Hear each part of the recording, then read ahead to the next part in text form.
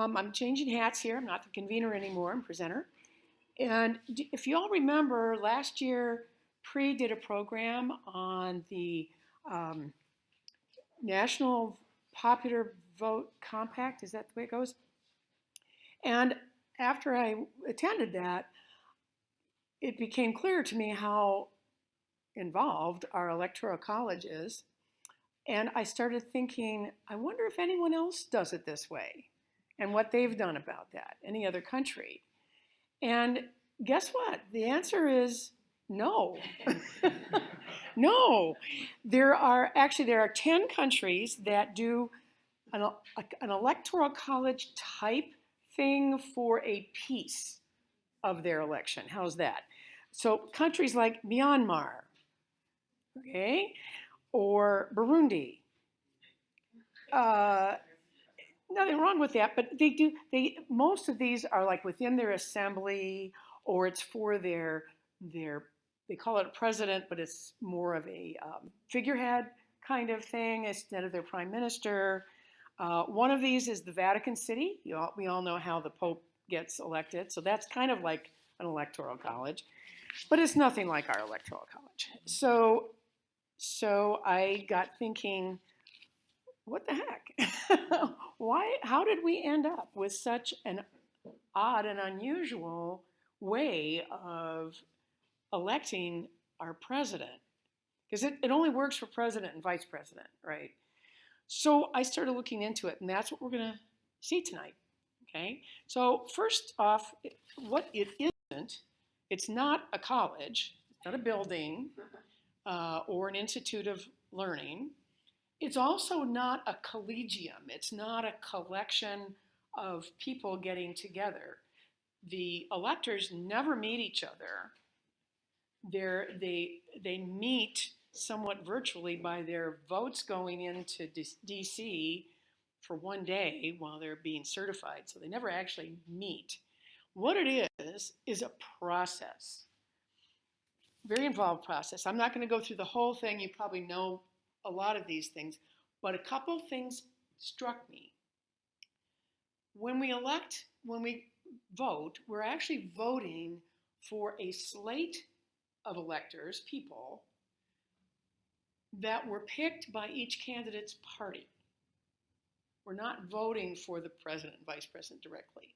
And each state has one elector for each senator, so that's two, and one for each representative. So we're voting for this bunch of people.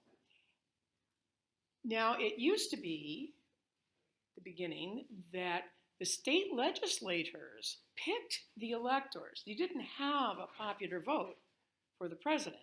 The people voted for their legislators, and the legislators picked these electors to elect the president. Gradually, over time, it has shifted to reflecting the popular vote and not being run by the state legislature.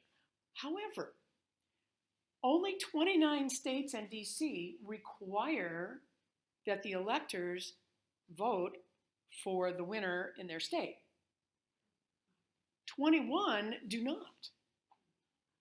Okay, so theoretically, they could vote for anybody. And even the pledged electors in those 29 states and DC, if they decided not to vote for who was elected in their state, there's maybe a small fine or a small misdemeanor for doing that. So there's really not a lot of control over these people.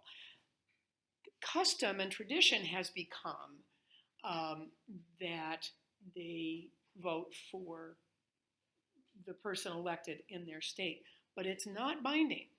And that's why there's been a lot of turmoil around this. So there's this whole process, right? And eventually people get elected. So I thought, okay, well, what do other countries do?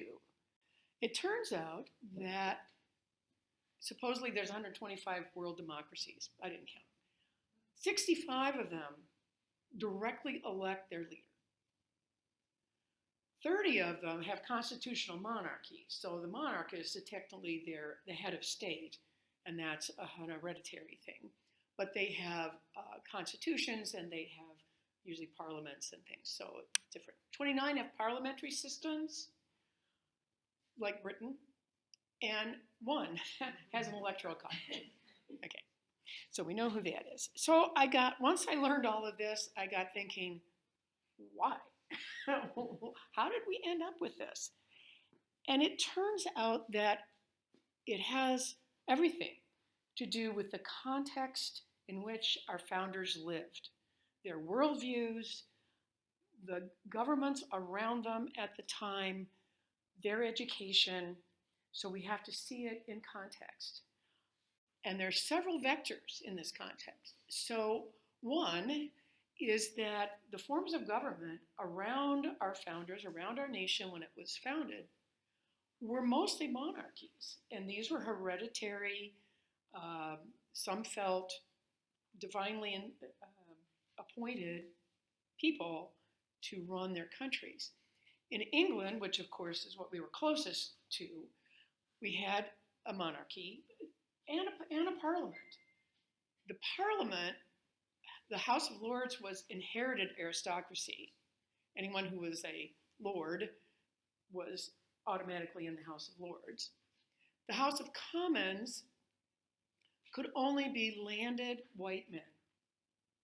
Okay, but that was something. It was more than they used to have, more representation than they used to have. But you notice landed, so that was sort of closed out people who were merchants, who were proprietors, who earned money or made money, but who didn't own land.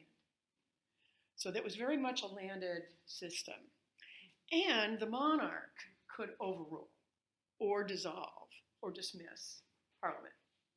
So that's the context that our founders grew up with and were most familiar with. So what they planned to do was actually very daring, right? They were going to eliminate monarchs. They were going to eliminate inherited aristocracy. Two of the three stances here. And I do not fault them for not going further at the time. This was a big deal. The next context was their level of education. Turns out that literacy was really high in the colonies, especially compared to England, interestingly enough. But higher education, college level education, was pretty much restricted to white males of relative wealth, right? And colleges were very classically oriented at that time. Latin, Greek, the Romans were big, the classic literature. So the thought of one of the founding fathers, who happened also to be the designer of gerrymandering, I thought was cool, is that people, the people, are uninformed and would be misled by a few designing men. And therefore, you don't let them, the big unwashed them, elect your leader. The closest democracy in history to their education was the Roman Republic, okay? And they looked to this centurial assemblage as the ideal. This was their educational ideal. And with that, there were several groups of 100, which is where the century comes from. And the majority within each group would, by consensus or voting, come up with one vote. And then each group had a vote that went to the assemblage, and the majority of the votes elected the highest executives, could declare war, etc. So this was the model that was held to be the ideal for our founding fathers. So this was what was in their minds. The next context comes from the geography of the colonies. If you can think back, there were some states that were already in the geography that they have now. Rhode Island, Delaware, some of the smaller ones were kind of set. They were landlocked by other states. But there were a lot of states like Pennsylvania, like Virginia, like the Carolinas, whose western boundaries were not really very solid. They had lots of room that they could expand. So the concern, oh, I should go back for a second and remember that we have an assemblage of states that had been kind of running themselves as an entity, each state, both under British governors and then our own. But they thought of themselves as almost like a little nation. They had a very strong identity with their state. So you've got all these states that think of themselves, as special, worried about how much representation these big, large, spacious states are going to have. And there was a lot of tension about this. So there was a compromise. And the compromise ended up being that there would be two houses in the legislature. One of them, the Senate, would have two people from every state. So small states and large states had the same representation, equal power. Excuse me. Let me grab this. The other house was the House of Representatives, and then that representation would be determined by the population. So obviously states with larger populations would have more representation. That was that compromise. Sorry. The other conflict, which has been the mark of our country, I think, from the beginning, was the conflict between North and South over slavery, right? Even before we were a country, this divided the country and continues. The actual populations in each area were about equal, but in the North, it was about 95% white. In the South, it was about 62% white. So the South was really worried about losing their power if representation was by their white population. And as you can probably remember, Virginia was a big power in the whole assemblage. They didn't want to lose that. So that's where we got this weird compromise where a black person would be considered 3/5 of a person, right? For population determination. Doesn't mean they could vote, didn't mean any other citizens' rights, but they were 3/5 of a person for the population. It increased the Southern delegation by 42% to have this compromise. So that was, okay, that's another vector. So that's been happening. Let me see where we are here. Okay, the other thing going on in context of the formation of the country was a very strong suspicion about a strong executive because they were fighting the monarch, right? They didn't want another monarch. So they could have gone off just individual little bitty nations, each state, right? But they had a lot of enemies. England, even though we had won our independence, England was still a threat. France was a threat, Spain was a threat. I mean, there were a lot of imperial powers around, and this assemblage didn't want to be weak or seen as weak, and each one by themselves could be picked off. So, this was a juggling act. What happened was a compromise that enumerated federal powers, and all other powers were given to the state, okay, including selecting electors for the presidential election. So that's where that comes from.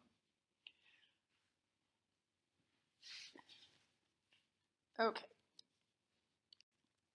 So the ideal that the founders were, I found very interesting, is that up until Lincoln, every president but John Adams was a Southern slaveholder. It never really dawned on me before, but that was the power of these compromises for the South. Okay, so after the Civil War, didn't things get better? Well, yeah, a little bit for a while. Reconstruction actually was pretty amazing. By the 1870s, 500,000 black men became voters. They were registered and they voted. And there were black people in power. This is because the Union Army was occupying the South and enforcing these new rules, these new laws. Mississippi, for example, half of its population was black, and 90% were registered to vote. It was pretty sad. Oh, thank you, dear.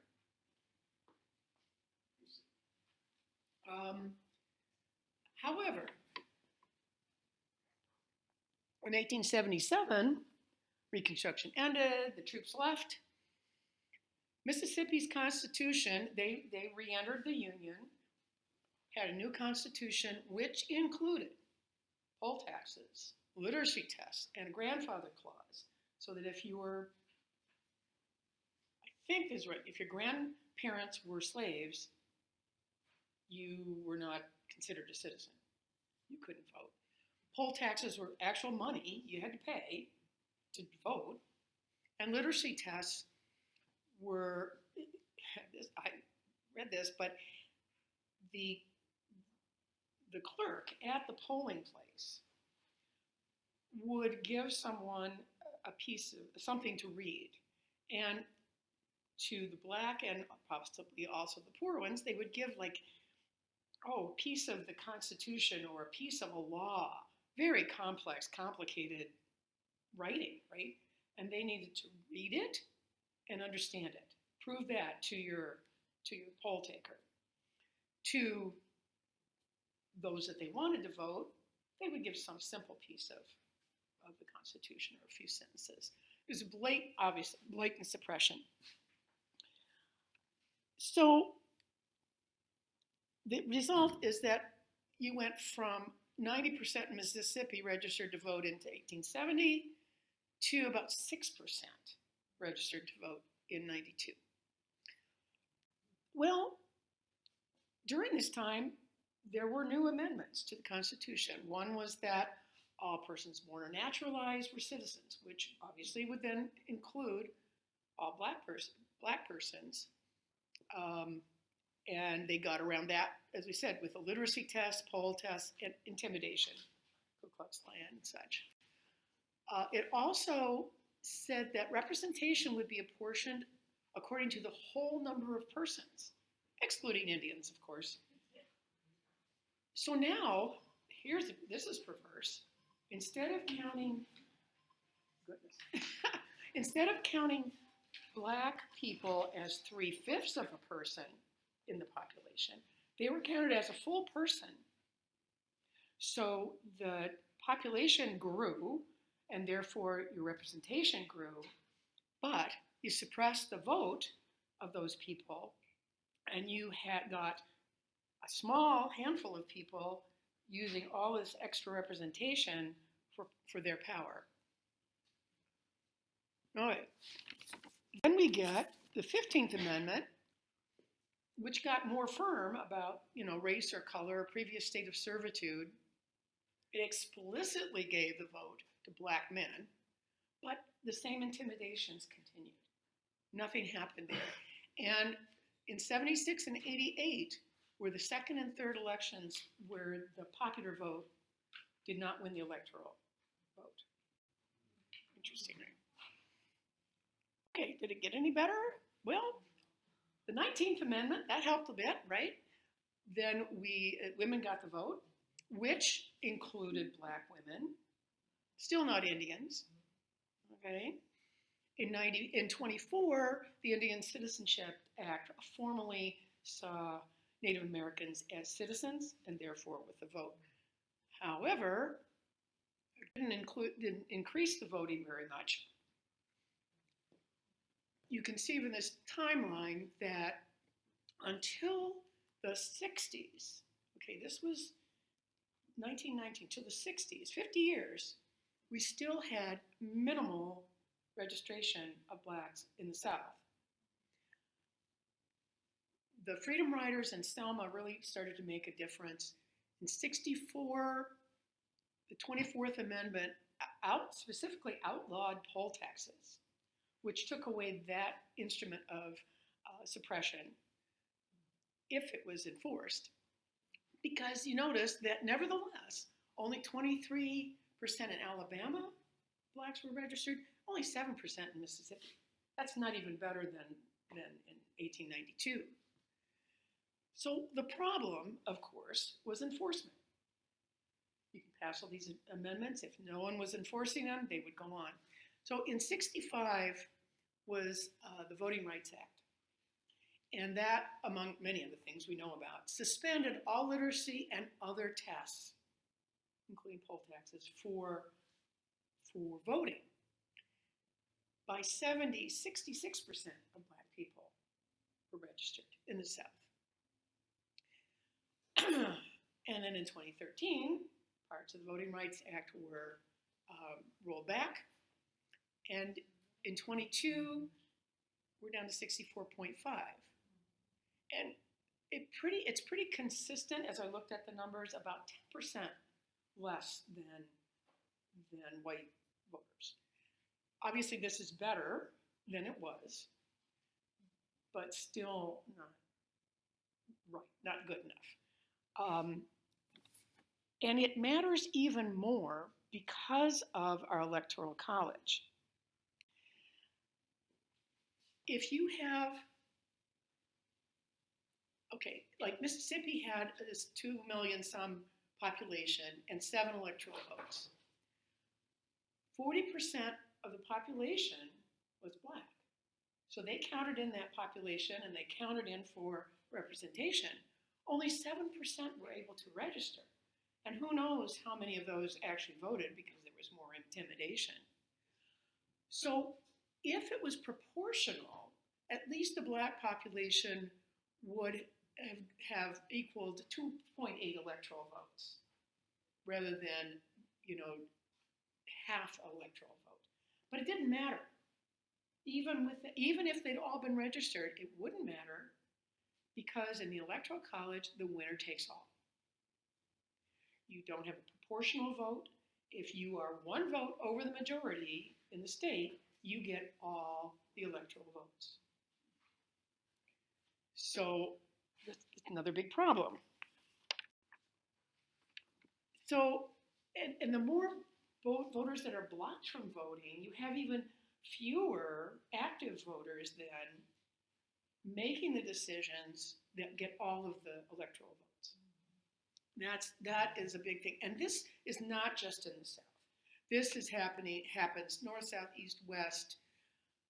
Even though some suppressive tactics have been eliminated, there are still many ways that voting can be suppressed. We know about these: gerrymandering, limited precincts, limited drop box, voter purging, ID laws that aren't fair, decreased voting time, many, many, many things that we're still fighting. And of course, minority and impoverished voters are affected the most. So that's why it matters. And I did a little math. Don't anyone check it.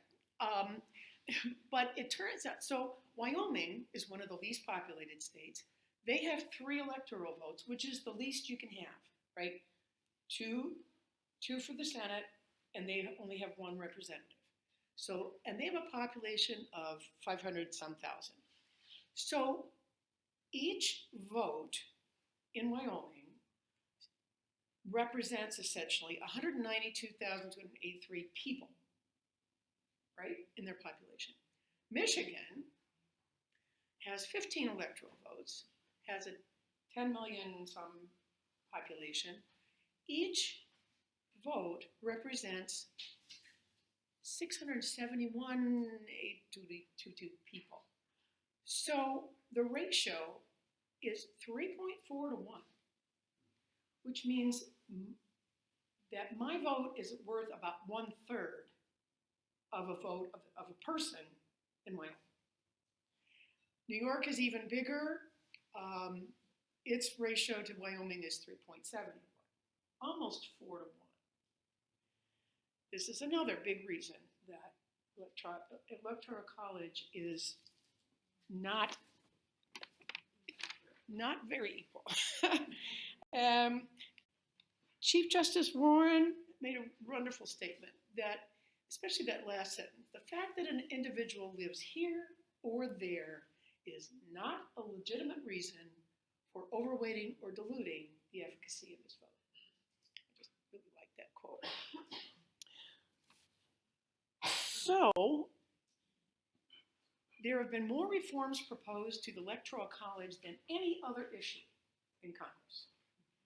Over 700, actually. None have passed. Okay, the American Bar Association says it's archaic and ambiguous. Majority of lawyers favor abolishing. The majority of Americans favor direct elections. Why hasn't it been reformed? Okay, this is my personal opinion. Follow the money. Okay, people are in power because of this system, and they don't want to change it. That's usually why things don't get changed, I think. That's me. So, to summarize, why nobody copied this system, thank goodness, even though people have looked to our Constitution as a template and our government in general as a template, no one wants to elect people this way. We were a very early democracy, and it was radical not to have a monarchy or a hereditary oligarchy. So they did an amazing thing, but they didn't go all the way, obviously. That these states had been independent for so long that it was very hard for them to give up power. That there were tensions between North and South, between large and small. That the educated men who were putting together this union had the ideal of the Roman Republic, which was something of an electoral college, and that everyone was very suspicious about executive power and gave power to the states.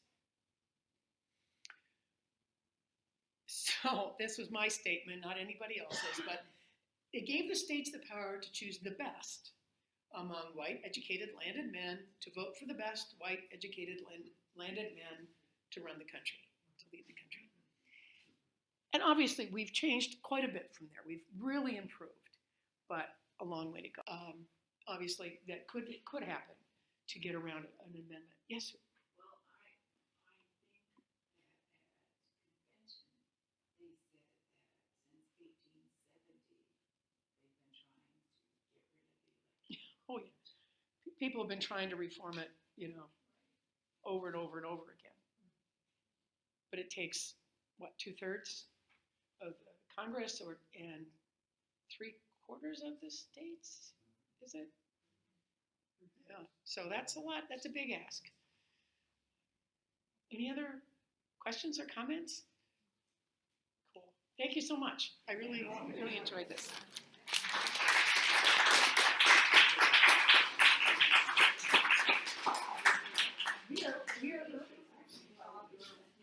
I need to stop. Let's make sure it's. Abilities, and those are my references. That's it.